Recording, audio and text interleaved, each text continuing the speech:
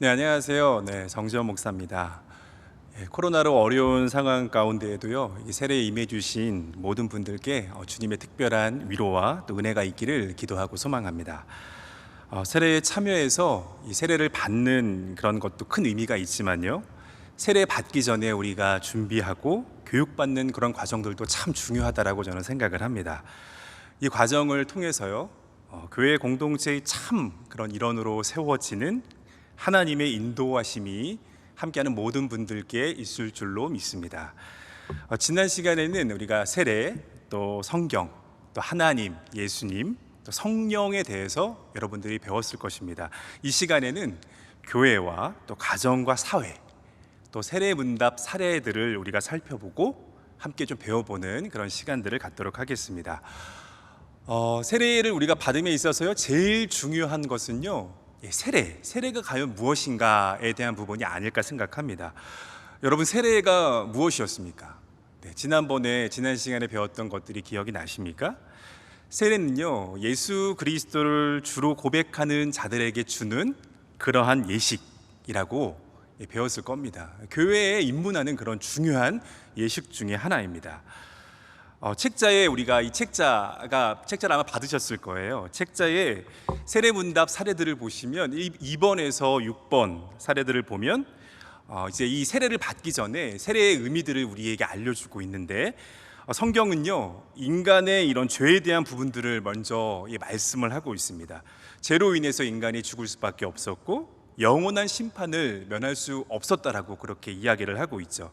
하지만 하나님께서 그 회복의 길, 생명의 길을 열어주셨는데, 그 길이 바로 예수 그리스도를 구주로 영접하는 그러한 것입니다. 인간이 해결할 수 없는 그런 죄의 문제를 예수님께서 죽으시고 부활하셔서 해결하셨음을 믿고, 이 예수님의 보혈을 통해서 인간의 이 죄로 인한 하나님과의 그 단절된 그 관계가 회복되었다는 것, 그것이 바로 세례문답 2번에서 6번에서 이야기하고 있는, 또한 성경이 말하고 있는 복음의 핵심의 내용들입니다. 여러분, 세례는요, 이 내용들, 이 고백들을, 이 신앙의 고백들을 확증하는 그러한 예식이에요. 내가 죄인임을 알고 내가 죄인이라는 것을 고백하고, 그래서 내겐 예수 그리스도가 필요합니다. 그렇게 신앙 고백하는 자들에게 주어지는 것이 바로 이 세례 예식입니다.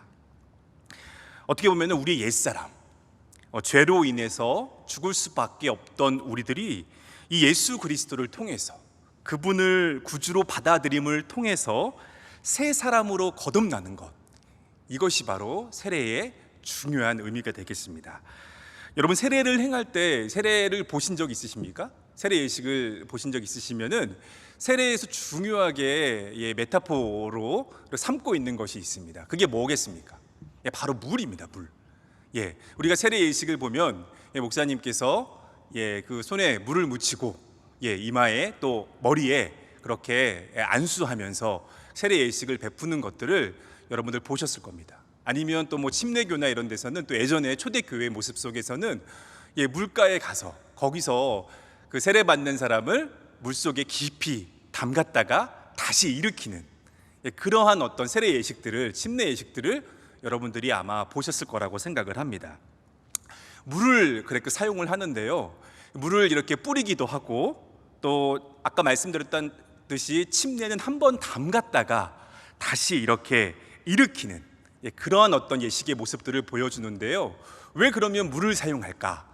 이런 부분들을 아마 궁금하실 거라고 생각을 합니다. 물을 메타포로 사용하는 의미에는 이런 의미들이 있어요. 우리가 물 하면 뭐가 생각이 나십니까? 물은 뭔가를 이렇게 씻는다라는 그러한 어떤 의미들을 우리가 떠오를 수 있어요. 결국 이 물을 통해서 우리의 이 죄된 모습들, 이 죄된 것들을 씻는다라고 하는, 옛사람의 그러한 죄된 모습들을 씻는다라고 하는 그런 의미들이 있습니다. 또한 우리가 뭐 침례의 경우에서 우리가 알 수 있는데, 물속에 들어가서 한번 잠갔다가 그 사람을 꺼내지 않으면 어떻게 됩니까? 결국 그 사람은 죽을 수밖에 없습니다. 결국 물은 죽음의 어떤 그런 의미들을 또한 내포하고 있습니다. 하지만 그냥 그렇게 담가만 두지 않죠. 잠깐 담갔다가 다시 건져서 일으켜 세움으로써 이 사람이 죽지 않고 새롭게 부활했음을, 새로운 삶을 얻었음을, 다시 새로운 삶을 살아감을, 그 예식의 그런 과정들 속에서 그런 내용들을 담고 있는 것들을 우리가 볼 수 있습니다. 그래서 초대교회에는요, 이렇게 물가에서 이런 예식을 한 후에 그 사람을 다시 물에서 건져서 일으킨 후에 그 사람의 몸에 흰색 가운, 흰색 옷을 입혀주었다고 합니다. 이 흰색 옷은 부활의 그런 의미들이 내포되어 있거든요. 그래서 흰색 옷을 입혀서 새로운 몸, 부활한 몸, 그런 부분들을 상징했다라고 하는 것들을 제가 들은 적이 있습니다. 그래서 세례 예식에 우리가 이제 임하게 되는데, 이제 앞으로 이제 준비 과정들을 통해서 세례 예식에 임하게 되는데, 세례 예식에 우리가 함께 할 때에 다시 한번 말씀드리지만 가장 중요한 것은요, 바로 이 세례가 무엇인지를 아는 것이 가장 중요한 것입니다. 여러분들이 이 과정들을 통해서, 이 세례 교육 과정들, 또 준비 과정들을 통해서 세례가 정말 무엇인가, 이 세례의 의미들을 깊이 묵상하시고, 또 세례에서 우리가 고백하게 되는 내용들이 있잖아요. 그러한 신앙의 고백들이 온전한 나의 신앙의 고백이 될 수 있도록 간절히 기도하시면서 묵상하시면서 준비할 수 있는 그런 시간들이 되셨으면 좋겠습니다. 그럼 다음으로 우리가 오늘 우리가 함께 배워야 될 내용들을 좀 살펴보겠는데요. 먼저 교회에 대해서, 교회가 무엇인지에 대해서 우리가 그 내용들을 한번 살펴보도록 하겠습니다. 세례문답 사례, 이 책에 세례문답 사례 22번에 보면 교회가 무엇인가에 대한 부분들이 나와 있습니다. 그 내용들을 좀 더 풀어서 그 내용들을 설명해 드리도록 하겠습니다. 교회는요, 이 세례를 받고 신앙 고백을 한 자들의 공동체, 이러한 공동체를, 이러한 모임을 우리는 교회라고 그렇게 말합니다. 사도 바울은 교회를 그리스도 예수 안에서 거룩하여지고 이 성도라고 부르심을 받은 그러한 자들이다 라고 그렇게 사도 바울이 규정을 하고 있습니다. 여러분, 그러면 우리가 교회가 타락했다라는 그런 말들을 우리가 하게 되잖아요. 그런 말들을 듣게 되잖아요. 교회가 타락했다면 결국 이 사도 바울의 이 고백처럼, 이 규정처럼 그리스도를 구주라고 고백한 자들의 잘못임을, 타락임을 우리에게 이야기를 하고 있다라는 거예요. 그렇기 때문에 교회는, 또한 성도는 거룩해야 함을 또 우리에게 이야기를 하고 있습니다. 우리가 지금 사도 바울도 규정을 하고 있지만, 이렇게 교회 안에 모여 있는 그러한 우리 모임, 또 우리 한 사람 한 사람들을 다 성도라고 그렇게 우리가 부르기도 합니다. 성도라고 하는 것은 한자어인데요, 풀이하면 거룩한 무리라고 하는 그러한 말입니다. 우리가 한 사람 한 사람을 놓고 성도님 이렇게 부르는 것은요, 거룩한 무리, 거룩한 사람이라고 하는 그런 어떤 뜻이 내포되어 있다라고 하는 겁니다. 성도로서, 하나님께서 우리를 성도로서 거룩하다라고 여겨주시고 거룩하다라고 해주신다는 것, 그것이 바로 이 세례에 또 담겨 있는 중요한 의미임을 또 우리가 알 수 있습니다. 교회에서 행해지는 이 거룩한 예식들을 보시면 중요한 두 가지가 있어요. 하나는 뭐냐면 세례이고요, 또 하나는 성만찬입니다. 세례는 아까 제가 말씀드렸다시피, 세례는 내가 예전에 나의 옛사람이 죽고 예수 그리스도를 통하여, 내가 예수 그리스도를 구주로 고백하는 그 믿음을 통하여 내가 새로운 사람을 산다라고 하는 신앙 고백, 그런 신앙 고백을 하는 자들에게 주는 그런 예식이라고 말씀을 드렸습니다. 그러면 성만찬은 뭐냐면 주님께서 베푸시는 식탁에서 이 빵과 포도주를 주님과 함께 대하는 것입니다. 상징적인 의미들이 있죠. 여기서 이 빵과 포도주는요, 예수님의 그 몸과 피를 상징하고 있습니다. 우리를 대신하여 우리의 죄 때문에 예수님께서 그 몸이 찢기시고 예수님께서 그 보혈을 흘리셨다는 것, 결국 예수 그리스도께서 우리를 위해서 죽으시고 부활하셔서 우리가 다시 하나님의 자녀로 새로운 삶을 살아갈 수 있다는 것, 그것들을 기억하는 그 시간, 그 장소가 바로 이 성만찬의 그런 시간입니다. 그렇기 때문에요, 세례를 받은 분, 또 신앙 고백을 하신 분, 예수 그리스도께서 나의 구주가 되십니다. 이제는 내가 나의 삶의 주가 아니라 예수 그리스도께서 나의 삶의 구주가 되십니다 라고 고백하는 사람들만 이 성만찬에 참여할 수 있습니다. 왜냐하면 그러한 사람들에게만 이 성만찬이 의미가 있기 때문입니다. 이제 세례를 받으시고 교회에서 이제 행해지는 그러한 성만찬의 시간들이 있을 것입니다. 성만찬의 시간들에 참여하실 때 그냥 그 자리에 이렇게 계신 것이 아니라 예수님의 몸을 대하실 때 또 예수님의 그러한 피를 대한다고 하는 그런 마음으로 그 빵과 포도주를 대할 수 있는 그런 여러분들이 되셨으면 좋겠습니다. 그리고 또 우리가 살펴볼 것은요, 교회 공동체에는 다음과 같은 그런 정체성이 있습니다. 중요한 저는 정체성이라고 생각하는데, 그 정체성은 뭐냐면 첫 번째는 하나님을 사랑하는 것입니다. 두 번째 정체성은 뭐냐면 이웃사랑을 실천하는 것. 이것이 바로 교회 공동체가 가져야 될 중요한 정체성임을 성경은 우리에게 이야기를 하고 있습니다. 여러분, 하나님을 사랑한다는 것은요, 우리가 정말 하나님이 누구신지를 알고 그 하나님을 경배하고 찬양하고 그 하나님을 경외하며 살아간다는 것, 그것이 하나님을 사랑한다는 말의 의미일 것 같습니다. 그럼 이웃사랑의 의미는 뭘까요? 하나님의 사랑을, 하나님께서 우리에게 주신 사랑, 또 하나님께서 성경을 통해서 우리에게 말씀해 주시는 것 하나하나를 우리의 세상 속에서, 우리의 사회 속에서, 삶의 자리에서 이웃들에게 그 말씀 안에서 사랑을 나누고 실천하고 하는 일련의 모든 행위들을 우리가 이웃사랑의 모습이라고 우리가 말할 수 있겠습니다. 하나님을 사랑하는 것은요, 결국 이웃을 사랑하는 모습으로의 실천으로 이어져야 하는 것입니다. 하나님을 사랑하는 것과 이웃을 사랑하는 것은요, 이율배반적일 수가 없어요. 우리가 하나님을 사랑한다라고 말하면 당연히 하나님을 사랑하는 그 모습이 이웃사랑의 모습으로 실천해 나가야 하는 것입니다. 하나님을 사랑한다라고 우리가 말하면서, 하나님을 내가 경외합니다, 하나님을 경배합니다 라고 말하면서 삶 속에서 이웃사랑의 실천의 모습들이 보이지 않는다면 그건 하나님을 사랑하는, 정말 진정 내가 하나님을 사랑하는지에 대해서 의문을 던져봐야 한다는 것입니다. 하나님을 사랑하면, 내가 하나님을 진정 사랑하고 경외하면 그 사랑 안에서 하나님의 사람들인 세상과 이웃을 향해서 우리가 그들을 섬기고 그들을 사랑하고 그들에게 하나님의 말씀을 실천하면서 그렇게 살지 않을 수가 없습니다.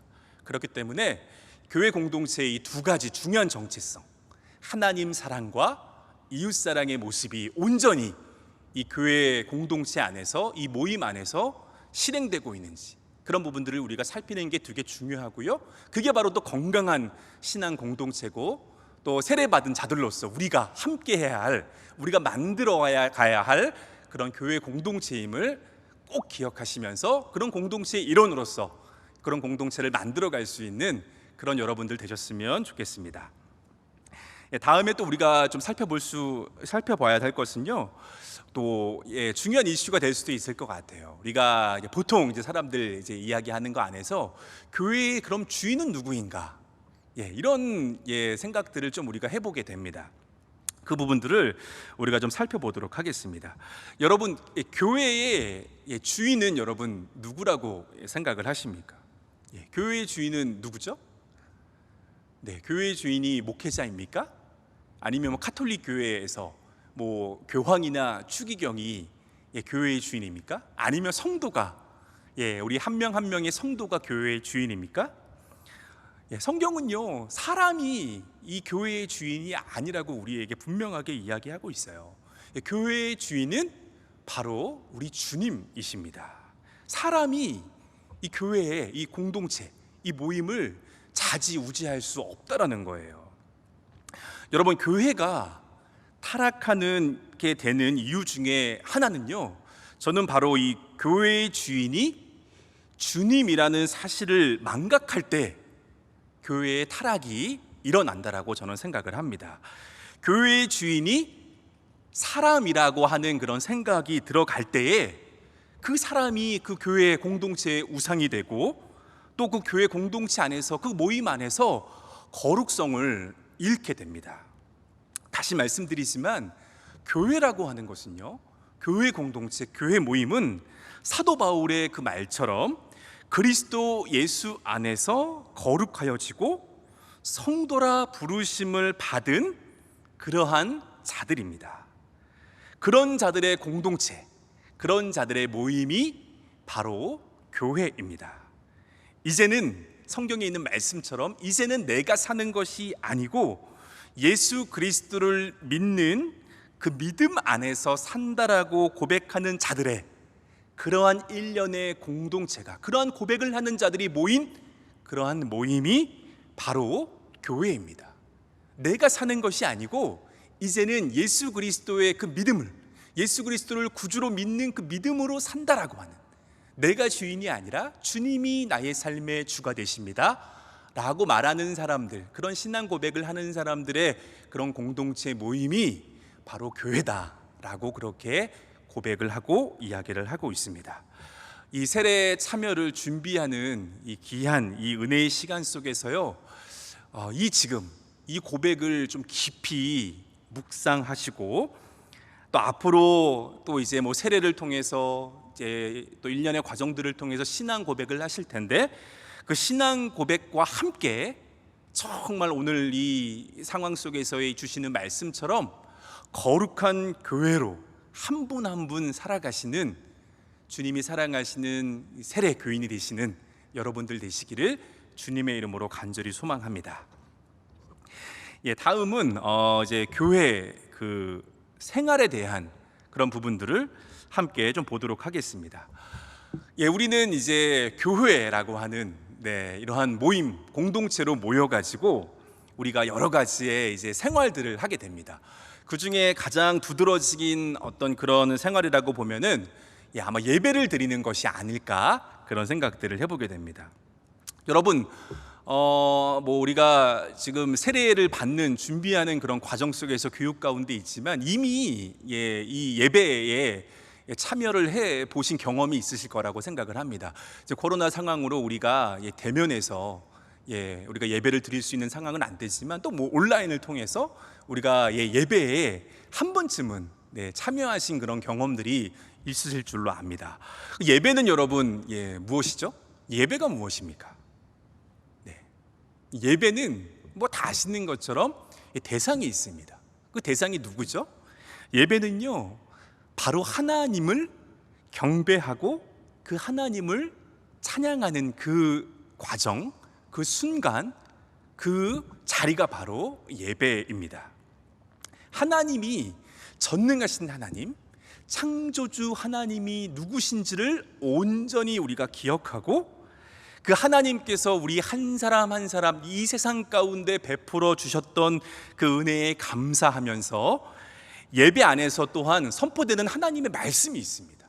하나님의 그 말씀을 우리가 기억하고, 또 그 말씀 안에서 우리가 결단하고, 결국은 이 예배를 드리고 예배의 자리에서 나아가서 우리에게 주어진 삶의 자리, 또 세상 가운데로 파송되어서 그 하나님이 주신 그 말씀으로 결단하고 기억한 또 그러한 삶을 살아가는 그 모든 일련의 과정이 다 이 예배 가운데 포함되어 있습니다. 그렇기 때문에 여러분, 예배는요, 뭐 주일날 교회 예배당에 나와서 이렇게 예배를 드리는 것으로, 한 번 드리고 해치우는 것으로 끝나는 것이 아닙니다. 그것은 예배가 아니에요. 진정한 예배는 그 예배당에서 우리가 예배를 드리고, 또 각자의 삶의 자리에서 예배를 드리고, 그 예배 가운데 주신 하나님의 그 은혜, 그 감사, 또 말씀을 통한 결단, 그런 기억들을 가지고 우리들의 삶의 자리로 다시 돌아가서 그곳에서 예배자의 삶을 살아가는 것, 그 말씀을 결단한 그 모든 것들 하나하나들을 삶으로 살아내는 것, 그것이 바로 예배다라고 성경은 우리에게 이야기를 하고 있습니다. 예배는 해치우는 것이 아닙니다. 예배는 보는 것이 아닙니다. 이 사실을 기억하시고 앞으로 이제 세례를 받으시고, 또 항상 이제 예배당에서 이 예배의 자리에 참석하실 때에 정말 그런 마음으로 예배를 드리고, 예배의 그 과정으로 나아가셨으면 좋겠습니다. 하나님의 은혜가 그 예배 드리는 그 순간, 또 결단하며 나아감을 통하여 삶의 자리에서 그 삶의 예배를 드리는 그 순간, 일련의 그 모든 순간순간에 그 하나님의 은혜가 여러분들과 함께 하실 줄 믿습니다. 다음으로 또 이제 우리가 교회 생활을 함에 있어서요, 또 중요한 부분들이 있죠. 이제 이거는 뭐 베이직 라이프라고도 우리가 이야기하기도 합니다. 그게 뭐냐면, 우리가 이제 교회 안에서 교회 생활을 할 때 우리가 점점 목적이 있어요. 교회 안에서 우리가 교인으로, 성도로서 우리가 삶을 살아갈 때 정체돼 있으면 안 되죠. 분명히 예수님은 우리의 믿음이 자라고 진보하기를 원한다라고 말씀하셨습니다. 우리의 믿음이 자라고 우리의 믿음의 진보가 있고 신앙이 성숙해지려면 우리에게 있어서 베이직 라이프가 필요합니다. 그게 뭐냐면 바로 말씀을 묵상하는 것이고, 또 하나는 우리가 기도하는 것입니다. 말씀 묵상과 기도 생활이 우리 교회 생활에 있어서, 또 신앙 생활에 있어서 중요한 베이직 라이프임을 많은 분들이 말씀하고 계십니다. 우리가 그러면 이런 생각을 해볼 수 있죠. 그럼 기도는 왜 우리가 하는 겁니까? 왜 우리가 기도를 하는 거죠? 기도가 무엇입니까? 라고 하는 질문들을 많은 분들이 하십니다.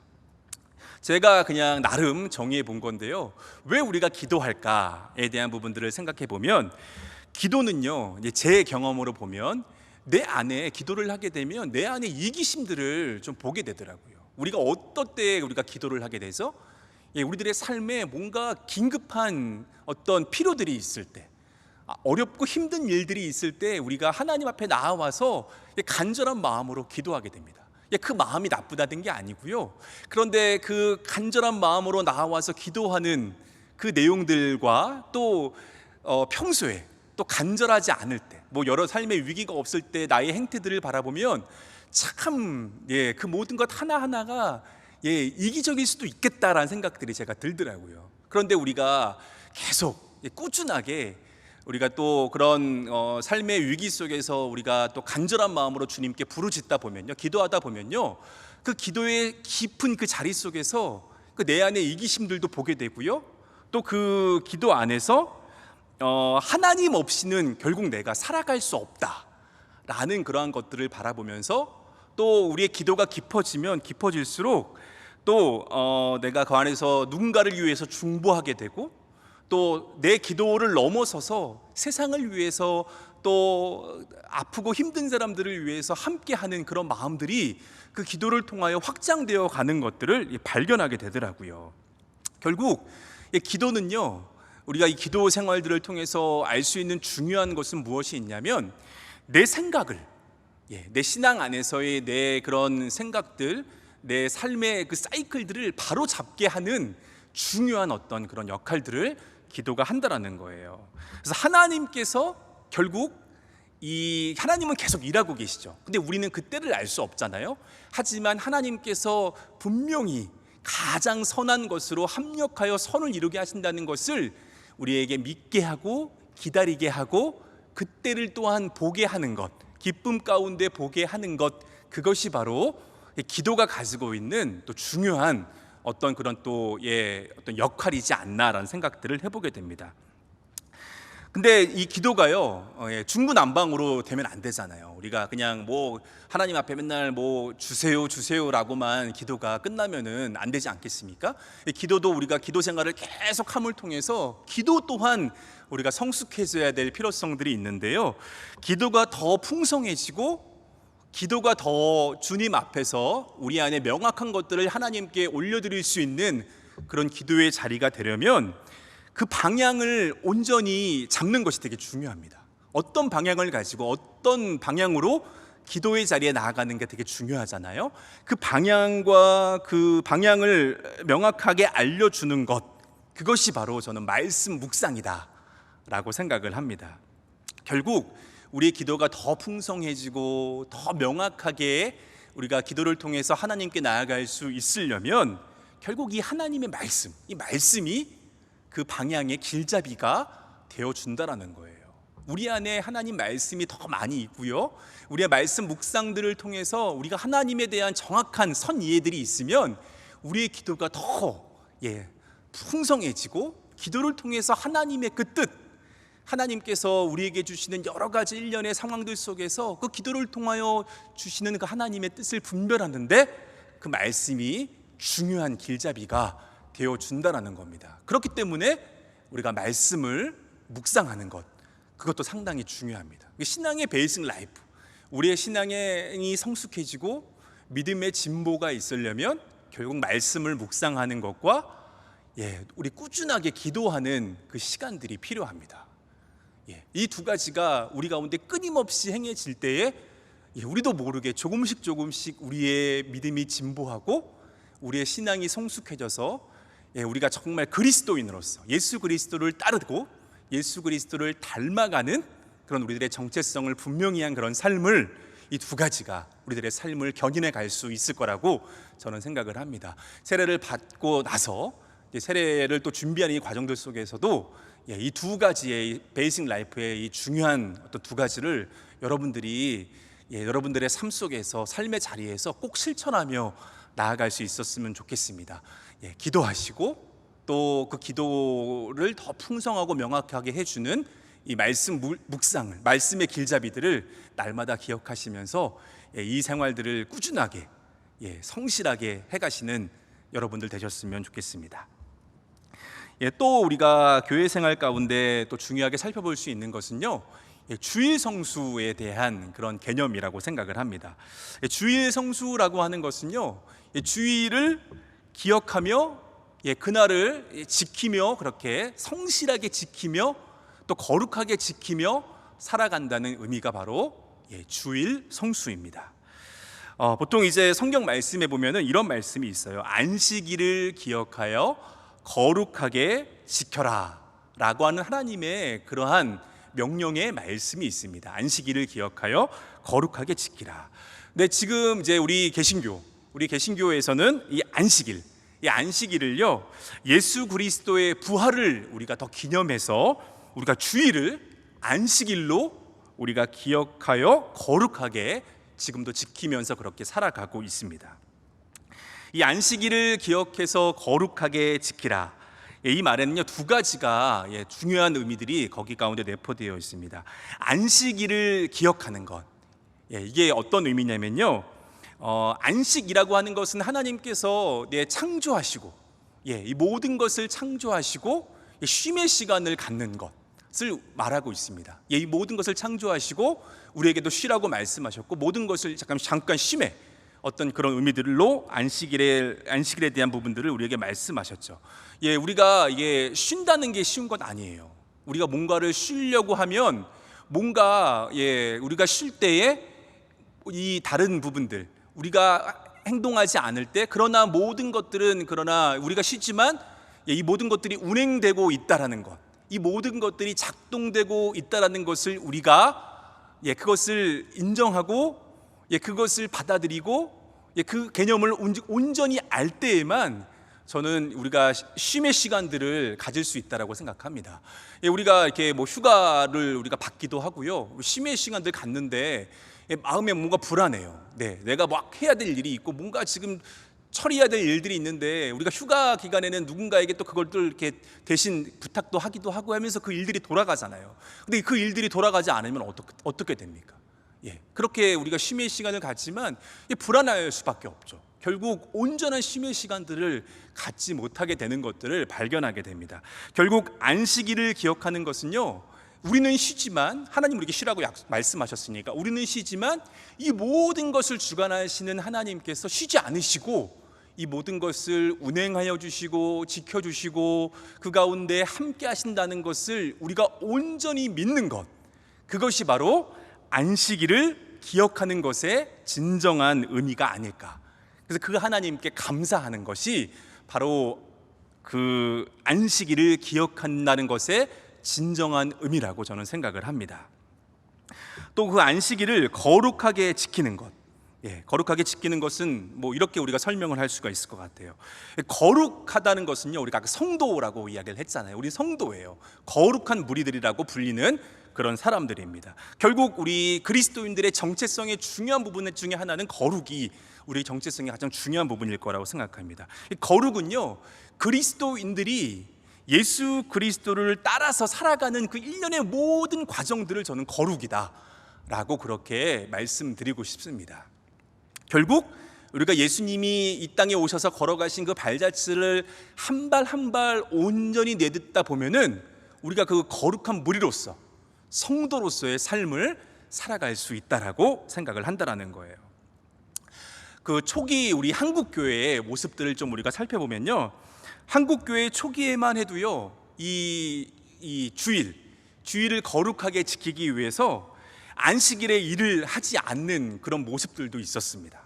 또 뭐 가장 좋은 옷을 입고 예배당에 가기도 하고, 뭐 헌금을 하나님 앞에 드릴 때도 막 그런 얘기 들어보셨죠? 돈을 다리미로 이렇게 다려가지고 그래가지고 빳빳한 돈을 하나님께 드리는 그런 우리 신앙의 선배들의 모습이 있었다라고 우리 초기 한국교회의 모습 속에서 그런 부분들을 우리가 살펴볼 수 있어요.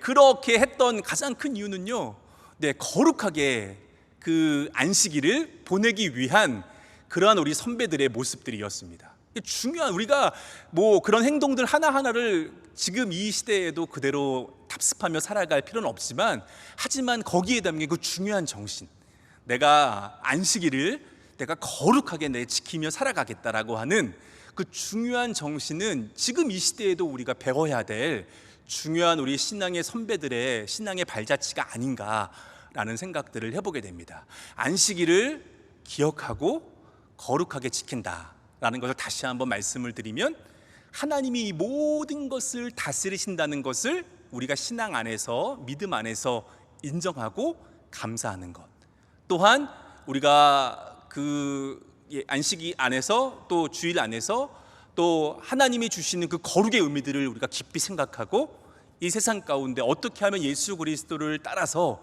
그런 삶의 발자취를 살아갈까라고 하는 그런 결단과 믿음의 고백과 또 하나님의 도우심을 통하여 그러한 삶을 살아가는 것, 그 모든 것, 그 과정들이 안식일을 기억하여 거룩하게 지킨다라고 하는 의미 가운데 내포되어 있는 하나님의 명령, 또 그것을 실행하는 우리들의 삶의 모습이다라고 생각을 합니다. 이것들을 우리가 또 기억하는 것이 되게 중요하다라고 생각을 해요. 또 우리가 교회 생활에서 또 우리가 또 중요하게 살펴볼 수 있는 것은요, 교회 우리가 공동체 모임 안에서 또 우리가 중요하게 생각할 수 있는 게 친교라고 저는 생각을 합니다. 우리가 왜 이 공동체로 우리가 모여야 하는가? 왜 각 한 사람 한 사람이 교회인데 왜 굳이 이렇게 공동체로 모여가지고 또 이 모임들 안에서 우리가 신앙생활을 함께 해야 하는가? 그런 어떤 생각들도 우리가 해볼 수 있을 것 같아요. 하지만 홀로 신앙생활하는 것에 있어서의 어려움들을 또 우리가 경험들을 통해서 발견하게 되는 것 같습니다. 홀로 신앙생활하다 보면 이게 사람이 연약한지라 어려움들이 분명히 발생을 하더라고요. 내가 분명히 내가 하나님 바라보고 신앙생활 할 수 있죠. 할 수 있는데 연약하기 때문에 또 삶의 어려움들이 찾아오거나 또 나의 연약함으로 무너질 때가 있어요. 무너질 때 있는데 그때마다 함께 했던 이 공동체 안에서 함께 교제했던 사람들이 격려도 해주고 또 중보기도도 해주고 또 위로도 해주고, 이런 것들 안에서 얻는 힘들이 있는데 혼자 신앙생활을 하다 보면 그런 경험을 하기가 어려운 그런 어떤 경험들을 우리가 발견하게 됩니다. 그렇기 때문에 홀로 신앙생활을 하기에 어려운 부분들, 오히려 우리가 믿음 안에서 믿음의 진보를 이루고 신앙의 성숙을 우리가 이뤄가는 과정들 안에서는 우리가 공동체로 모여서 함께 모여서 이렇게 신앙생활을 하는 것이 더 유익한 부분들이 있습니다. 그런 어떤 상황 속에서 우리가 친교가 또 중요한 부분이라고 우리가 생각을 합니다. 또 함께 모여서 우리가 봉사도 할 수 있고요. 아까도 말씀드렸다시피 우리가 또 이렇게 친교를 통해서 또 함께 우리가 서로 알아가고 또 서로를 위해서 격려하고 지지하면서 또 중보기도 하면서 함께 우리가 힘을 내서 세상 속에서 참된 그리스도인의 삶을 살아갈 수 있게 하는 것, 이것이 바로 교회 생활에서의 친교가 갖는 또 중요한 어떤 그런 의미가 아닐까라는 생각들을 해보게 됩니다. 그런데 또 우리가 이런 생각들을 해볼 수 있어요. 이제 교회라고 하는 것은 이제 공동체로 여러 사람들이 모이게 되는 거잖아요. 근데 교회에 이제 많은 사람들, 우리와 다른 생활 방식을 갖고 또 다른 생각을 가지고 사는 모든 사람들이 이제 그리스도 안에서 이제 교회라고 하는 그런 공동체와 모임으로 우리가 함께 모인 거잖아요. 그러다 보니까 이게 많은 다른 사람들이 이렇게 모이다 보니까 분명히 그 안에서 갈등이 있을 수도 있고요, 어려움들이 분명히 발생하게 되는 것 같습니다. 그래서 어떤 목사님께서 이런 말씀을 예전에 제가 하신 말씀을 들은 적이 있어요. 교회는 절대 의인들의 모임이 아니래요. 그 목사님 말씀에 교회는 죄인들의 모임이다 라고 그 목사님께서 그렇게 말씀하신 것들을 제가 들은 적이 있습니다. 결국 교회라고 하는 그 공동체 모임은요, 결국 이 죄인들의 모임이에요. 각각 모가 나고 그다음에 가시도 없고 이런 사람들이 그리스도의 몸으로서 우리가 함께 모여서 서로의 그 가시들, 그 도단한 가시들을 찔리기도 하고 또 그 가시들을 우리가 다듬기도 하면서 서로 둥글게 신앙 안에서 서로 이렇게 스트러글을 만들어가면서 그렇게 신앙이 성숙해 나아가는 그 모든 일련의 과정, 그것이 바로 이 교회의 또 공동체의 또 속성이고, 또 교회 공동체가 또 그렇게 또 우리가 그 안에서 우리가 성장하게 되는 그런 또 중요한 또 모판이 아닌가라는 것들을 또 생각해 보게 되더라고요. 결국 그게 갈등도 있고 또 어려움들이 있어서 그게 힘들기도 하지만 그것 때문에 또 하나님 앞에 나와서 내가 간절한 마음으로 기도하고 또 나의 연약함들을 고백하고 또 그 사람을 위해서 우리가 또 중보할 수도 있고 서로 격려도 하고 서로 질책도 하면서 함께 그리스도인으로 성장해 가는 것, 그것이 바로 이게 어려움도 있지만 또 그것들을 극복해 가면서 또 더 멋진 모습으로 성장해 가는 또 교회가 가지고 있는 또 그런 유익이 아닌가라는 것들도 우리가 생각해 볼 수 있을 것 같습니다. 또 우리가 교회 생활에 함에 있어서요, 또 우리가 생각해 볼 수 있는 게 헌금 생활인 것 같아요. 헌금을 우리가 교회에 와서 헌금을 하게 되죠. 헌금에 대해서는 우리가 아시는 것처럼 결국 이 헌금은 하나님께 드리는 겁니다. 헌금을 액수가 중요한 게 아니라 하나님의 것을 하나님께로 드린다라고 하는 그 정신이 저는 이 헌금 생활에 있어서 가장 중요한 정신이 아닌가라는 것들을 생각해 보게 됩니다. 헌금은 어떤 마음으로 내가 드리는가, 그게 가장 중요한 것 같아요. 하나님 앞에 내가 하나님의 나라를 위해서, 하나님의 일을 위해서 어떤 마음으로 내가 헌금 생활에 참여하는가, 이것이 상당히 헌금 생활에 있어서 중요한 부분이다라고 생각을 합니다. 항상 이제 교회 와서 헌금 생활 하실 때 어떤 마음으로 내가 이걸 드리는가, 이 부분들을 한 번씩 꼭 점검할 수 있는 여러분들 되셨으면 좋겠습니다. 마지막으로 또 교회 생활에 있어서 또 중요한 부분이라고 하면 아까도 서두에 먼저 말씀드렸지만 교회는 이웃사랑의 그런 모습으로서의 사회 봉사와 또 전도의 그런 유익들이 그 가운데 나타나는 것들을 우리가 볼 수 있습니다. 중요한 로마서 말씀에 이런 말씀이 있어요. 우는 자들과 함께 울고 웃는 자들과 함께 기뻐하라 라는 그러한 말씀이 있습니다. 결국 우리는 교회 안에서 우리가 기뻐할 수 있어요. 하나님으로 인해서 기뻐할 수 있는, 세상에 있는 많은 세상 사람들이 여러 가지 사회적인 어려움이나 이런 걸로 만약에 울고 있고 슬퍼하고 있고 근심하고 이렇게 힘들어하고 있다면 우리는 그냥 교회당 예배당 안에서만 웃고 있을 수는 없다라는 겁니다. 그 사람들과 함께 울어주고 함께 기뻐해주고 하는 것이 바로 교회의 본연의 모습이다라고 성경은 이야기를 하고 있다라는 거예요. 또한 우리가 교회 안에서 우리가 이제 전도와 선교 활동들 할 수 있는데요. 우리가 이제 전도라고 하는 것은 이제 우리 예수 그리스도를 전하는 것이잖아요. 근데 이건 말로 우리가 이렇게 예수 그리스도가 우리의 구주가 되십니다. 그 다음에 세례가 가지고 있는 여러 가지 의미, 우리가 죽을 수밖에 없는 죄인입니다. 결국 예수 그리스도를 믿고 구주로 고백해야만 우리가 그 죽음의 그 멸망의 심판에서 우리가 구원받을 수 있습니다라고 하는 것을 우리가 우리의 말로써 전하기도 하지만, 그러나 말로 전하는 것도 정말 중요하지만 더 중요하게 저는 생각을 하는 게 우리의 삶으로서 보여주는 것, 삶으로서 우리가 전도하는 것이 지금 이 시대에는 정말 중요한 그런 전도의 그런 방식이지 않나라는 생각들을 많이 해보게 돼요. 많은 우리 신앙인이 아닌 사람들, 세상 사람들이 교회에 대한 실망의 모습들을 가지고 있는 가장 큰 이유 중에 하나는 결국 그리스도인들의 그 삶의 모습, 삶의 그러한 양태를 보고 교회에 대해서 실망을 하고 그리스도인들에 대해서 또 이렇게 비난하고 또 그런 모습들을 보이는 것이 아닌가라는 것들을 생각해 보게 됩니다.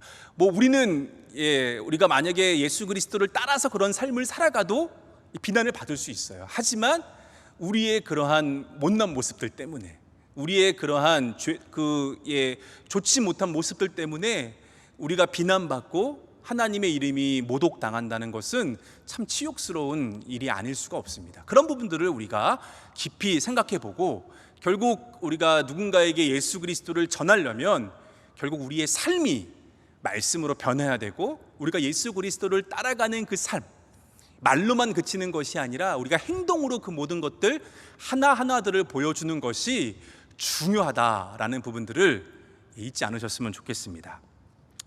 그래서 사명으로서의 또 우리가 선교들도 우리가 생각을 해볼 수가 있죠. 마태복음 말씀에는 이렇게 말씀하고 있어요. 너희는 가서 모든 족속을 제자로 삼아 아버지와 아들과 성령의 이름으로 세례를 베풀고 내가 너희에게 분부한 모든 것을 지키게 하라. 결국 우리가 이렇게 전도하는 것, 선교하는 것이 하나님께서 우리에게 주신 사명임을 우리가 또한 말씀을 통해서 깨달을 수 있습니다. 결국 제가 말씀드렸지만 아까 처음에 예배에 대해서 제가 말씀드릴 때 예배는 그냥 이 예배당에서 예배를 드리는 것으로 멈추는 것이 아니다라고 말씀드렸죠. 예배를 드리고 결단을 통해서 세상 속에서 파송되어서 우리가 그 삶 안에서의 그런 신앙인으로서의 삶을 살아가는 일련의 모든 과정들을 다 예배다라고 제가 말씀을 드렸습니다. 그런 면에서요, 우리가 살펴볼 가정과 사회에는요, 그런 의미들로 본다면 우리가 삶으로 드리는, 파송된 우리가 삶으로 드리는 예배다라고 설명드릴 수 있겠습니다. 우리가 주일에 예배당에 나와서 예배를 드리는 것도 정말 중요하지만 이 삶으로 드리는 예배, 가정과 사회 속에서 우리가 신앙인으로서의 그런 삶으로 드리는 예배의 그런 본연의 모습을 잘 우리가 생각하면서 살아가는 것, 그것도 또한 중요한 예배의 모습이라고 저는 생각을 합니다. 먼저 가정과 사회를 우리가 볼 때에 가정을 먼저 좀 살펴보도록 하겠습니다. 가정은 우리가 그런 말씀 많이 들어보셨을 거예요. 가정은 천국의 모형이다라는 그런 말씀을 많이 들어보셨을 겁니다. 우리에게는요, 이 아름다운 가정을 만들어야 될 그러한 사명이 우리들에게 있어요. 그렇기 때문에 교회에서뿐만 아니라 가정에서도 우리는 그 사명을 다해야 합니다.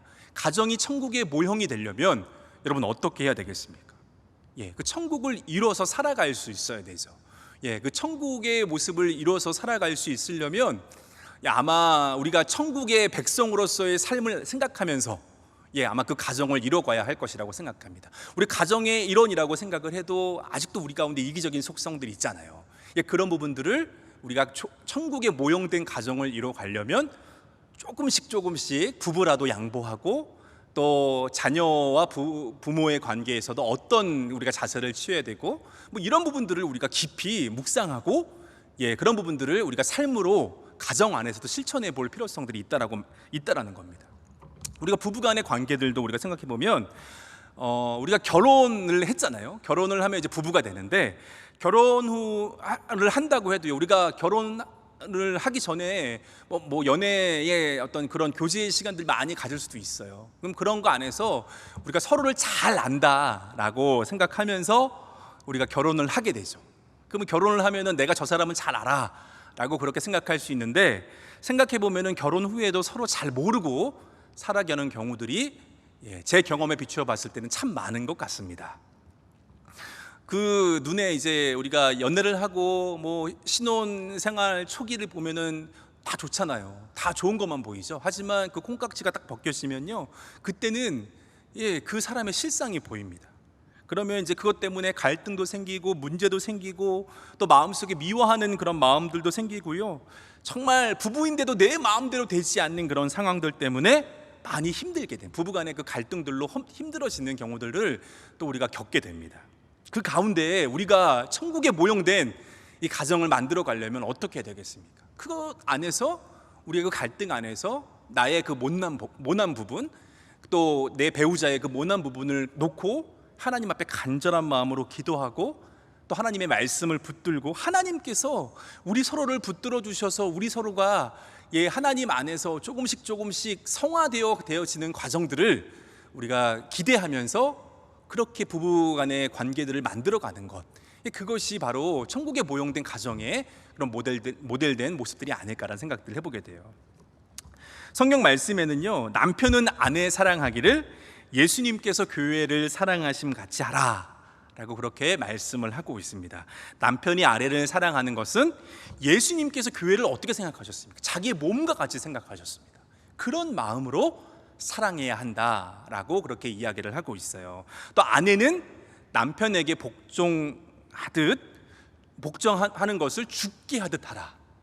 남편에게 순종하고 남편을 섬기는 데 있어서 주님께 하듯이 그렇게 하라 라고 그렇게 성경은 이야기를 하고 있습니다. 둘 다 쉽지 않은 겁니다. 예수님께서 교회를 사랑하듯이 아내를 사랑하셔야 되고, 주님께 복종하듯이 그렇게 남편을 섬겨야 합니다. 쉽지 않지만, 쉽지 않기 때문에 우리가 기도하셔야 되고 하나님의 은혜를 구해야 되고 성령의 도우심을 구해야 한다는 거예요. 그런 마음으로 우리가 천국의 가정에 모형된 그런 가정을 만들어 가야 한다는 것입니다. 또 부모와의 관계들을 우리가 생각해 보면 10계명을 우리가 살펴보면요, 1계명에서 4계명까지는 하나님과 인간의 관계 속에서 만들어지는 그런 계명입니다.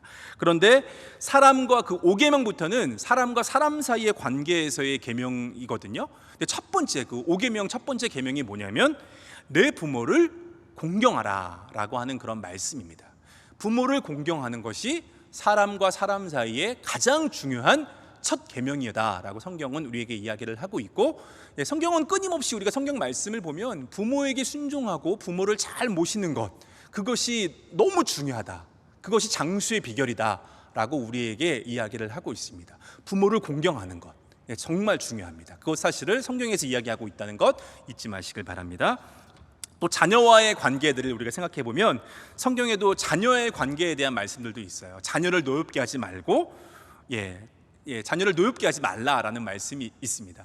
또 우리가 자녀와의 관계들을 생각할 때 우리도 나도 모르게 자녀가 내 소유물이다 라고 착각하는 경우들이 상당히 많은 것 같습니다. 자녀는 우리의 소유물이 아닙니다. 하나님께서 내게 맡긴 그런 생명, 하나님께서 내게 맡기신 것이 바로 자녀예요. 우리는 자녀를 양육할 때에 항상 이 청지기 정신을 잊어서는 안 됩니다. 하나님께서 내게 잠시 맡기신 것이다, 내 것이 아니다 라고 하는 그 사실을 우리가 온전히 기억하고 그런 마음으로 자녀와의 관계와 양육을 해 나아갈 때, 그러할 때 아름다운 그런 천국에 모형된 그런 가정을 만들어 가게 될 줄로 믿습니다. 또 우리가 이제 가정에서 넘어서서 우리가 사회생활에서 또 우리가 살펴볼 수 있는데, 여러분 그리스도인은요,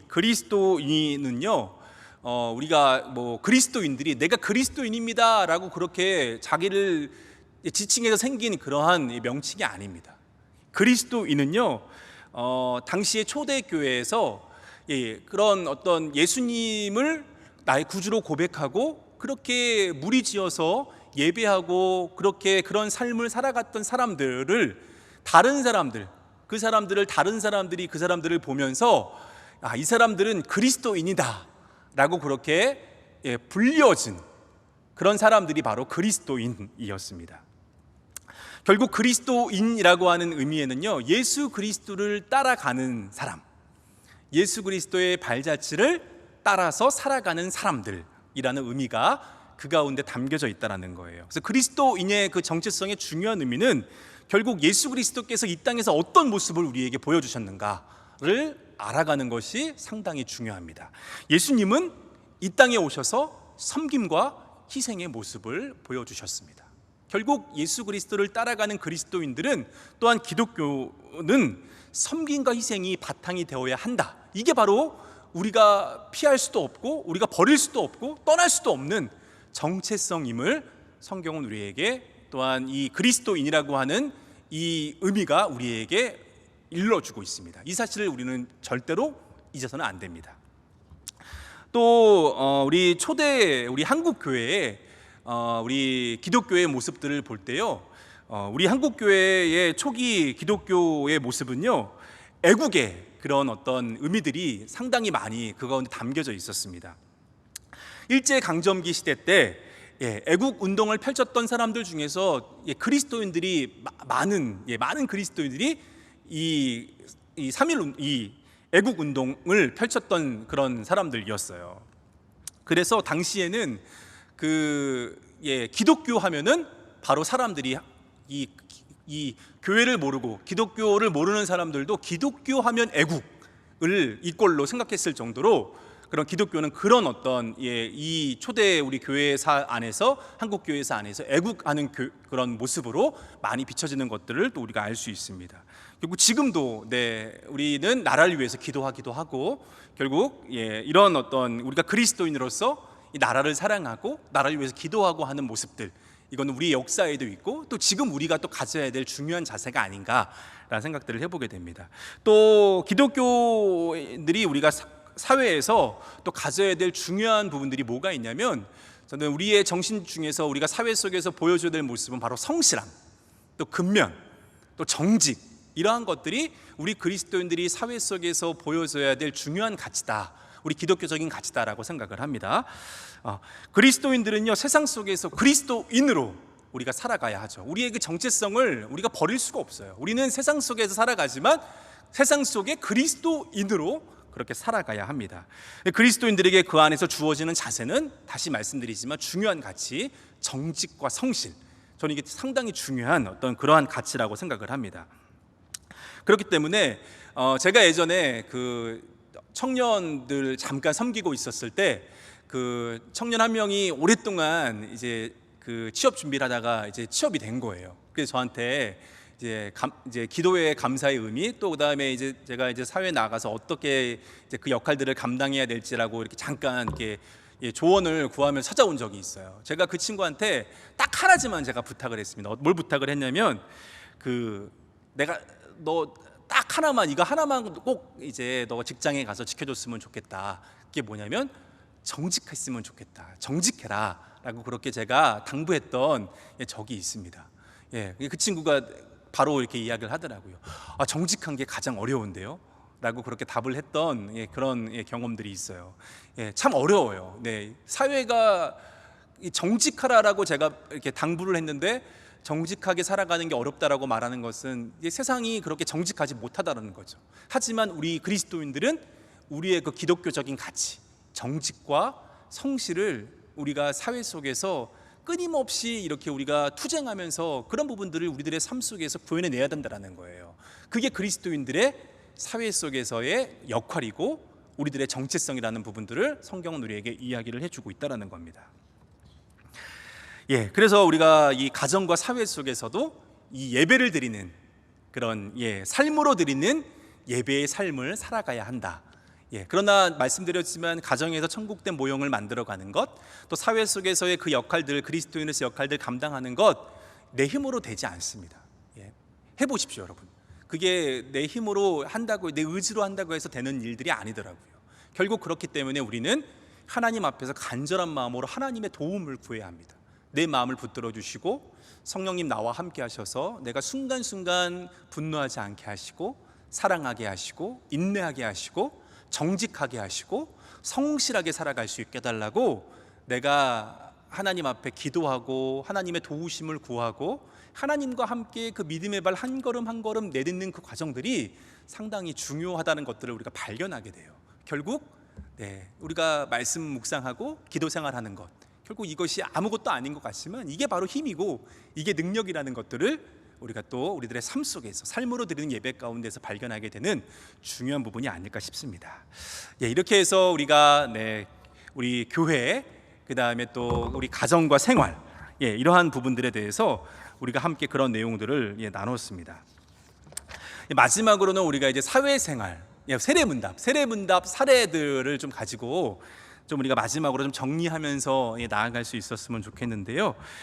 세례문답 사례는 그 책자를 나중에 보시면 그 책자에 세례문답 사례가 나와 있는데 이 많은 것들을 애우려고 하지 마십시오. 이거 애우는 게 아니고요. 이 내용들을 가지고 내 신앙 고백을 하나님 앞에 드리는 거예요. 또 사람들 앞에 내 신앙의 고백으로, 온전한 신앙의 고백으로 나아가는 겁니다. 그렇기 때문에 이 책자에 있는 내용들을 절대 애우려고 하지 마시고 이해하시고 이것들을 내 말로, 내 언어로 신앙 고백해 나아가는 과정들이 그게 가장 중요합니다.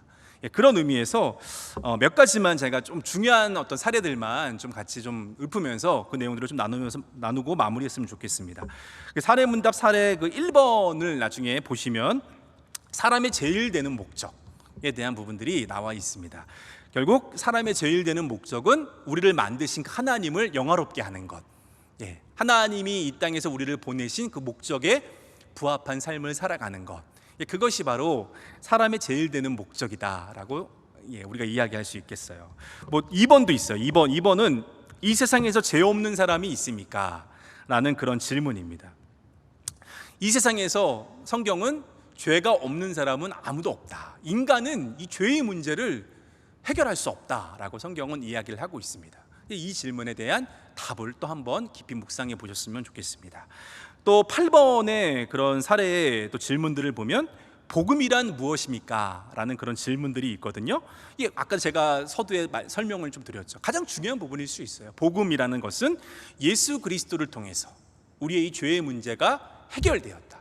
예수 그리스도께서 나의 구주가 되셨다. 이제는 내가 내 삶의 주인이 아니라 예수 그리스도께서 내 삶의 주관자가 되시고 내 인생의 주님이 되신다라는 것을 인정하고 고백하고 받아들이는 것, 이것이 바로 복음이다라고 말씀을 드렸습니다. 그 다음에 11번 사례도 있어요. 사람이 스스로의 노력으로 구원받을 수 있습니까? 라는 질문인데요. 오직 사람의 능력으로 구원받을 수 없고 하나님의 은혜로 저와 여러분들이 예수 그리스도를 통해서 구원의 영광에 이르게 되는 것입니다. 그런 부분들을 또 한번 깊이 묵상했으면 좋겠습니다. 또 12번의 질문에서는 죄에서 구원받았다는 확신이 있습니까? 라는 그런 물음인데요. 우리는 믿음으로 말미암아 예수 그리스도께서 내 죄를 사하시고 나를 용납해 주시고 내가 예수 그리스도를 통해서 구원받았다는 것을 믿음으로 우리가 선포함으로 말미암아 구원받는다라고 성경이 우리에게 이야기를 하고 있기 때문에 믿음으로 말미암아 우리가 구원받았다고 확신 있게 선포하시면 되겠습니다. 또 22번 질문에는 교회란 무엇이며 교회의 주인은 누구입니까? 교회의 주인은 말씀드렸지만 주님이십니다. 그래서 그리스도를 주라 고백하는 그런 주님의 공동체가 바로 교회다라고 제가 말씀을 드렸어요. 또 예배에는 25번에 보면 예배는 무엇입니까? 라는 그런 질문이 있는데요. 주님께서 주시는 말씀을 우리가 기억하고 또 세상에서 파송되어서 그 말씀을 실천하며 살아가는 그 모든 일련의 과정, 하나님을 경배하고 찬양하면서 나아가는 그 모든 과정들이 예배다라고 제가 또 말씀을 드렸어요. 또 이제 중요한 부분이 27번 같은 경우는 사례 같은 경우는 세례에 대한 의미들을 아까도 서두에 말씀드렸던 부분들을 다시 한번 묵상하시면서 내가 세례를 받는 자로서 세례의 의미에 대해서 정확히 알고 그 자리에 참여하실 수 있었으면 좋겠습니다. 또 29번에 보면 기도에 대해서 다시 한번 언급을 하고 있는데요. 기도는 하나님과의 영적인 대화고 기도를 통해서 우리는 우리 안에 있는 이기심들을 발견하고 결국 내가 할 수 있는 것이 아무것도 없음을 고백하고 하나님을 내가 의지하게 되고 또 기도를 통해서 내 그 기도의 영역이 확장되는 것, 이기심에서 내가 기도했다면 점점 그게 이타적으로 내가 다른 사람을 위하게 되고 세상을 위하게 되고 나라를 위해서 기도하게 되는 그런 기도의 영역이 확장되어지는 그런 것들을 경험하게 되는 것이 기도의 큰 유익이다라는 부분들을 우리가 아까 배운 내용들 토대로 해서 다시 한번 묵상하시고 이런 내용들 잘 점검하시면서 세례 우리 그 문답에 그런 귀한 자리로 나오실 수 있는 여러분들 되셨으면 좋겠습니다. 아무쪼록 이 세례 과정들을 통해서 온전한 신앙의 고백들을 점검할 수 있는 시간들 되셨으면 좋겠고요. 또 오늘 우리가 배웠던 내용처럼 교회 또 가정과 사회에서 정말 주님이 기뻐하시는, 주님이 사랑하시는, 또 주님을 사랑하는 그런 하나님의 사람들로 믿음의 진보, 신앙의 성숙을 이뤄 나아갈 수 있는 그런 여러분들이 되실 수 있도록 저도 생각날 때마다 함께하는 모든 분들을 위해서 중보하며 나아가도록 하겠습니다. 제가 잠깐 기도하고 마치도록 하겠습니다. 사랑하는 주님, 감사합니다. 코로나로 어려운 상황이지만 이 상황 속에서도 또 우리가 세례에 임할 수 있는 하나님의 은혜를 허락하여 주심에 감사합니다. 하나님, 이 세례 문답 또 세례의 준비 과정들을 통하여 나오는 모든 한 사람 한 사람들 주님 붙들어 주시고 그 마음 가운데 주님을 향한 온전한 신앙 고백이 있게 하여 주시고 세례가 은혜의 시간, 하나님을 경험하는 시간, 하나님 앞에 거룩한 마음으로 나오는 복된 시간들 될 수 있도록 인도하여 주시옵소서. 하나님, 세례 교인이 되고 나서 하나님 정말 이제는 더욱더 주님을 더 깊이 사랑하고 하나님을 사랑하고 이웃사랑을 실천하는 하나님 기뻐하시는 교회의 일원으로서의 성도의 삶을 살아갈 수 있는 한 분 한 분 되실 수 있도록 인도하여 주옵소서. 코로나의 위협 가운데 건강 지켜주시고 또 세례를 또 임하게 되는, 세례 가운데 나오게 되는 그 과정 가운데 복되고 즐겁고 기쁜 마음으로 또 두렵고 떨리는 마음으로 그 자리에 함께 하실 수 있는 모든 분들 되실 수 있도록 인도하여 주옵소서. 이 모든 것 주님의 손에 온전히 의탁드리오며 예수님의 이름으로 간절히 기도드립니다. 아멘. 감사합니다.